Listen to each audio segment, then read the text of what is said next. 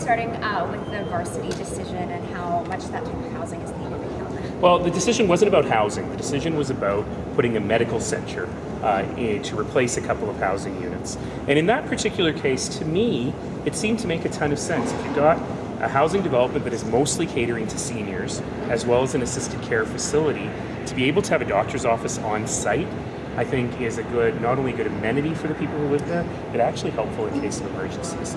And so to me, it made quite a bit of sense to do that. And I was convinced that the transportation impacts on a major intersection, 53rd and Crowchild, literally at a C train station, where the ramp from the C train station empties out into the parking lot of this development, seemed to me to make sense. You made a comment that Calgary is going to need more of these types of developments going forward. Yeah, as our population ages, particularly in that part of northwest Calgary, you're seeing a significantly aging population as boomers get older. And so we have to make a real decision as a community. Do we want folks to stay in their big homes? Or do we want young families to move in those big homes? And if possible, can those seniors therefore stay in the community that they love, close to the amenities that they love? So we're increasingly going to see a lot of proposals for building seniors housing within existing aging communities. And we'll look at each of those on their merits, but in general, I think that's a good policy direction for us to go in.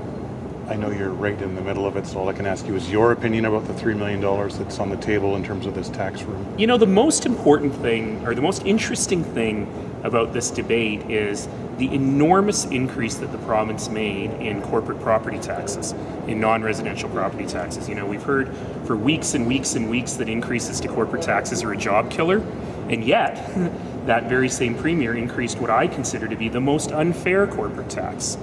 You got to pay this tax if you have property or if you pay rents, regardless of what your profit or your income is, or how good a year you've had, or if you're hiring or firing people. So to me, it's a very, very strange policy decision on the part of the provincial government. And our decision now has to be, do we want to take residential taxpayers' money and use that to mitigate this giant increase in corporate taxes? Or do we want to leave it as is? And there's really good arguments on each side. And honestly, I sent council a memo outlining the 4 options, and I didn't say which one I preferred because I actually, this time, wanted to hear council's debate.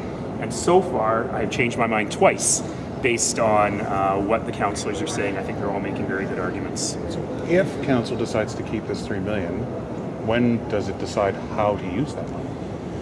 So option 2, which is not currently on the table, is to take the tax route, the way we have done 3 times in the past since I've been mayor.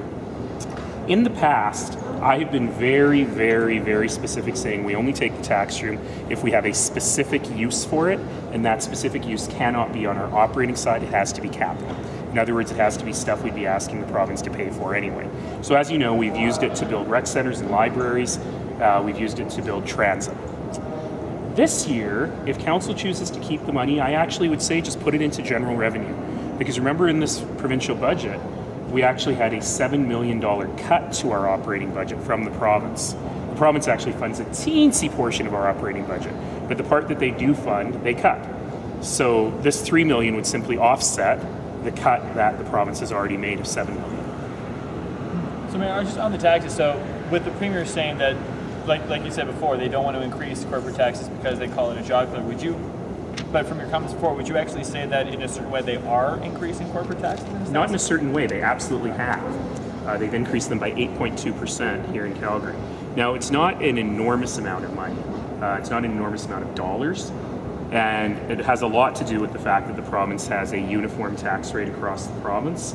But I just find it odd that we're in a situation where City Council is deciding whether or not to mitigate corporate tax increases from a provincial government that said they didn't believe in corporate tax increases. That said, the budget consultations the province did were very clear that they did believe in corporate tax increases. So we'll see where we end up.